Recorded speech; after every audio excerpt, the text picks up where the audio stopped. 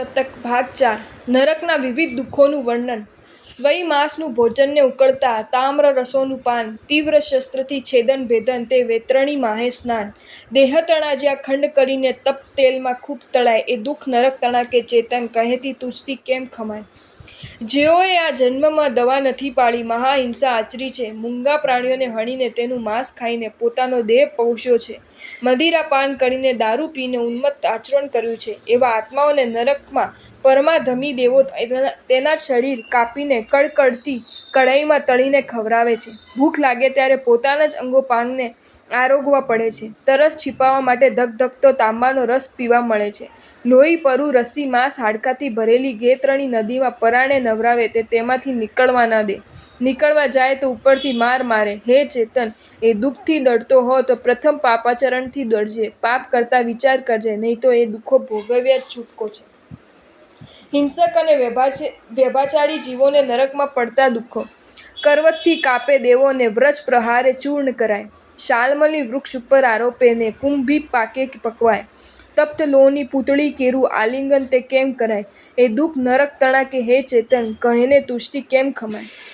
જંગલના ઘાસને ઝરણાના જલ પીતા હરણ, સસલા વગેરે નિરપરાધી જીવોને જેઓ મૃગ્યાને બહાને શિકારને કારણે હણે છે, જીભની લાલચે કે ધર્મને નામે જેઓ ઘેટા બકરા પાડા વગેરેનો વધ કરે છે, તે જીવોને નરકમાં પરમાધમી દેવો કરવતથી કાપે છે, વજાથી મારે છે, તેના શરીરને હળી દળીને લોટ કરે છે, સોયની અણી જેવા તીણા પાંદડા કાંટાથી ભરેલ તે તરવારની ધાર જેવી તીક્ષ્ણ ડાળીવાળી શાલ્મલી નામના ઝાડ ઉપર ચડાવે છે, કુંભી ગાગરમાં પૂરી ગુંગળાવી અગ્નિથી પકાવે છે, સિજાવે છે, અગ્નિમાં ખૂબ તપાવીને લાલ ચોલ કરેલ લોઢાની પૂતળી સાથે આલિંગન કરાવે છે, ભેટાડે છે, બાથ ભીડાવે છે ને તે ઉપરથી ઘણ મારીને કહે છે, કેમ પરસ્ત્રી ભોગવવામાં બહુ રસ પડ્યો હતો, લેતો જા મજા.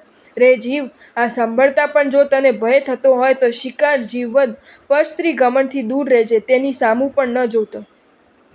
જેને બીજાના દુઃખની દરકાર નથી કરી એવા જીવોના નરકના દુઃખો. ઉછાળે આકાશે નીચે નાખી છેદે નાકને કાણ, શેકે ઊની રેતીમાં જેને નહીં પડના દુઃખનું જ્ઞાન, આંતરડા ખેંચીને રોરવ દુઃખ દિયે તે નેવ કહેવાય. એ દુઃખ નરક તણા હે ચેતન કહેને તુજથી કેમ ખમાય. અહીં બીજાને દુઃખ દઈને સુખી થતા આનંદ પામતા જીવોને પરમાધામીઓ પણ એવા જ દુઃખ દે છે. તે દેવોને બીજાને કેવું દુઃખ થાય છે તેનું જ્ઞાન સમજ નથી. તેઓ નારકીના જીવને આકાશમાં ઉચાળે, નીચે પડતાને ભાલા પર ઝીરે, તે ભાલાથી તેનો નાક કાન વગેરે અવયવો છેદે, અતિશય ગરમ રેતીમાં ધાણીની માફક શેકે ભૂજે, પેટમાં બાકા શસ્ત્રો ભરાવીને આંતરડા બહાર ખેંચી કાઢે. એવા ભયંકર દુઃખો કે જેને કહેતો પાર ના આવે, કહેતા કાળજી કંપે, કહ્યા ન જાય. એવા દુઃખથી બચવા હે ચેતન બીજાના સુખે સુખી ને દુઃખે દુઃખી થતા શોખ મૈત્રીભાવ કેળવ, ધર્માભિમુખ બન. નારકીના જીવોની ભૂખ તરસનું વર્ણન. સર્વ ક્ષેત્રના સર્વ ધાન્યથી નરક જીવ નવ એક ધરાય, સર્વ સમુદ્રનું જળ પીવે પણ તૃષા તેની શાંત ના થાય. ઈર્ષ્યાથી બળતા એ જીવો એકબીજાને ખાવા જાય, એ દુઃખ નરક તણા હે ચેતન કહેને તુજથી કેમ ખમાય. 24 કલાક રાત ને દી ખા ખા કરે તો પણ નારકીના જીવની સુધા ભૂખ ભાંગે નહીં. ભરત વગેરે બધા ક્ષેત્રમાં નીપજતા બધા ધાન્ય અનાજ એને ખવડાવીએ તો એ તો ભૂખ્યો ને ભૂખ્યો. એની તરસ પણ એવી. નદી તળાવ સરોવર વગેરેનું પાણી તો શું, પણ બધા સમુદ્રનું પાણી તેને પીવરાવીએ તોય એ તરસ્યો. ત્યાં નારકીમાં આવી ભૂખને તરસ શાંત કરવા માટે ઘણા ફાંફા મારે, એકબીજા પરસ્પર એકબીજાના શરીરને ખાય, બચકા ભરે, એકબીજાનું લોહી પીવે, લડે ને નિતાંત વેદના સુખ દુઃખ સહન કરે. હે ચેતન, તું બીજાને ખવડાવીને આ થોડામાંથી થોડું પણ ભૂખ્યાને અંત દે, તરસ્યાને પાણી પા, તો આવી ભૂખ તરસ તારે સહન કરવાનો પ્રસંગ નહીં આવે, નહીં તો તારી પણ એ જ દશા છે, માટે પહેલીથી ચેતીને ચાલજે. આ નરકીનું વર્ણન સર્વજ્ઞ ભાષિત છે, માટે માનવું જોઈએ. કેવલ જ્ઞાની જીનવર દેવે સર્વ લોકના ભાવ કહાયા, સર્વ સત્ય સદ્ હતો પણ તું શાને સંસાર મૂંઝાય. દીવો હાથ છતાં પણ અમૃત શાન ઊંડે ખૂબ પડાય. એ દુઃખ નરક તણા હે ચેતન કડી કહેને તુજથી કેમ ખમાય. હે ભવ્ય, તને ભગવાનના વચન પર વિશ્વાસ છે ને? તને ખાતરી છે ને કે સર્વજ્ઞ અસત્ય ન કહે? તને શ્રદ્ધા છે ને? રાગ દ્વેષ વિનાના પરમાત્માને બનાવટી વાત કરવાને કંઈ કારણ નથી. એ પ્રભુએ નરકમાં દુઃખો બતાવ્યા છે, ઉપદેશ્યા છે. એ જ વિતરાગના આગમમાં આ સર્વ સ્પષ્ટ વર્ણન છે. એ સર્વને શ્રદ્ધાપૂર્વક સાચું સમજતા છતાં સંસારમાં કેમ મૂંઝાય છે, મોહ કેમ કરે છે? હે ચેતન, હે અમૃત, હે આત્મન! હાથમાં દીવો છે છતાં ઊંડા કૂવામાં કેમ ઉતરે છે? છતી આંખે આંધળાની માફક શા માથે આથડે છે? ઘણો વખત ઊંધો ફર્યો, હવે તને માર્ગદર્શક મળ્યા. સવળા ફેરા ફર, માર્ગે ચડી જા. દુઃખથી ડરતો હો તો એ રસ્તો છોડી દે. તને પ્રભુ મળ્યા, ધર્મ મળ્યો, ગુરુ મળ્યા, તેની તન મન ધનથી સેવા કર. એ જ સત્ય સમજ. બાકી બધું ઝાંઝવાના જળ, 4 દિવસની ચાંદની. એમાં મૂંઝાયો તો તારો પાર જ નહીં આવે.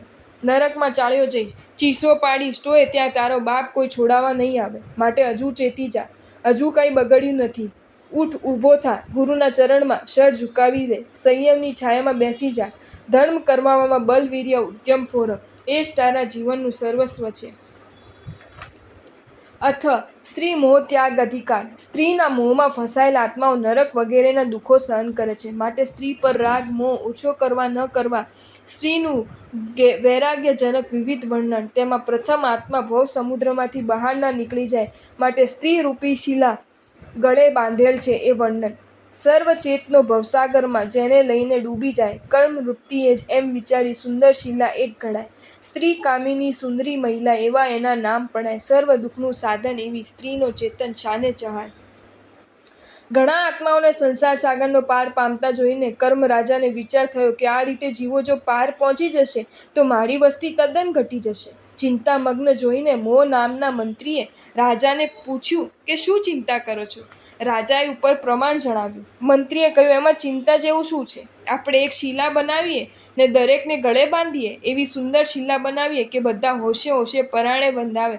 બસ ગળે શિલા વળગી એટલે આપણે નિશ્ચિંત, એ ડૂબ્યા જ રહેવાના, પછી તરી શકવાના નહીં. એમ વિચાર કરીને એક મનોહર શિલા ઘડી. એ શિલા એ જ સ્ત્રી.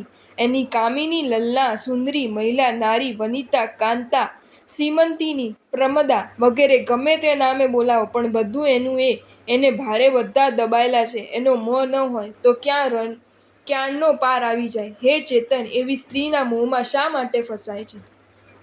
સ્ત્રીના વચન, વદન અને નયનમાં મોહાતા જીવોને ઉપદેશ. સ્નેહ મનોહર વચન, વધુના હરિણ ગીતનો જેવા જાણ. શશી સમ્મુખ તેસુ ખખર નહીં, પણ પદ ગદીપની જેવું માન. નેત્ર બાણ એ બાણ જ કોમળ હૈયું, જેનાથી એ વિંધાય. સર્વ દુઃખનું સાધન એવી સ્ત્રીને ચેતન શાને જાય. હે આત્મન, સ્ત્રીના સ્નેહાળા મનને મોહ પમાડતા વચન સાંભળીને મૂંઝાતો નહીં. ફસાય તો મરાયો સમજજે. શિકારી હરણને પકડવા ગીત ગાય છે, મદારી સાપને સંપાડવા મોરલી વગાડે છે. એવું આ જાણજે, આ સ્ત્રી એ મોહ રાજાની મોરલી છે. એના મુખમાંથી નીકળતા વચનો શિકારીની મોરલીની માફક ભયંકર છે. એમાં આસક્ત થયો તો મોહ મદારી પકડીને તને નચાવશે, ભમાવશે. તારા દુઃખનો પાછી પાર નહીં રહે. આ સ્ત્રીના મુખમાં મોહના કરતો શશિવદના, ચંદ્રમુખી વગેરે શબ્દો સાંભળી સ્ત્રીના મુખને ચંદ્ર ન સમજી બેસતો. પતંગિયું દીવામાં મોઈ ઝંપડાવે છે ને પ્રાણ ખોવે છે. એમ હે પતંગિયા, તારે માટે એ મુખ દીવાની શિખા છે. તો એમાં મોયો તો મળ્યો સમજજે. એની કામણગારી આંખ એ મોહે ધનુષની પણ છપ્પર ચડાવેલું બાણ છે. તે તારા હૈયામાં ભોંકાશે તો તું ઢળી પડીશ. એ પણ સાધારણ નથી, પણ ઝેર પાયેલું છે. તેનું તને ઝેર ચડશે એ ઉતાર્યું નહીં ઉતરે. તને રીબાવીને મારશે. સ્ત્રીનો આંખ માટે એક કવિએ કહ્યું છે કે અમી હલાહલ મદ ભરે, શ્વેત શ્યામ કચનાર, જીવત મરદ ઝુકી ઝુકી, પરત જઈ ચિતવત એકવાર. સ્ત્રીની આંખમાં 3 રંગ છે. તેમાં સફેદ રંગ એ અમી અમૃત છે, બીજો શ્યામ કાળો તે હલાહલ ઝેર છે, ને ત્રીજો કચનાર પીળચટો છે, તે મદ મદિરા દારૂ છે. સ્ત્રી એક વખત વિચાર કરે કે મારે સામાના જીવાડવો છે, મારવો છે ને ઉન્મત્ત ગાંડો ઉલ્લુ બનાવવો છે, તો તેને વાર ન લાગે. આંખ મારે એટલી જ વાર. માટે હે ભોળા, હે જીવ, સ્ત્રીથી દૂર રહે અને ફંદામાં ન ફસાય. જો તમને આ વિડીયો ગમ્યો હોય તો આ વિડીયોને લાઈક કરો અને મારી ચેનલ જૈન ફેક્ટ્સ એન્ડ સ્ટોરીઝને સબસ્ક્રાઈબ કરો. ધન્યવાદ.